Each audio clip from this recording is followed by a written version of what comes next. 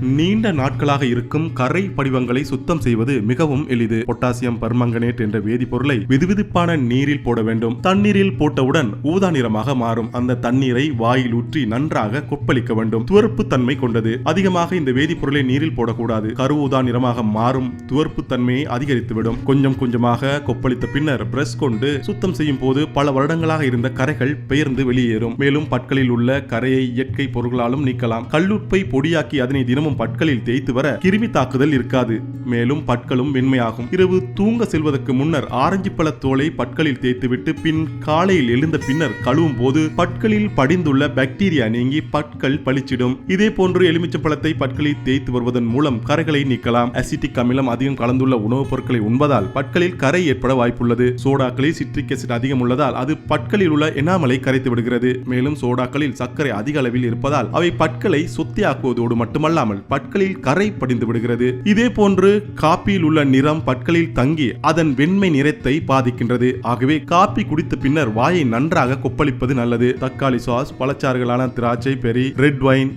Soya beans, beetroot போன்றவற்றில் acetic அமிலம் அதிகம் உள்ளதால் அவை பற்களில் கரையை ஏற்படுத்தி விடுகின்றன. லங்காஸ்ரீ, உலகத் தமிழர்களின் இதய துடிப்பு.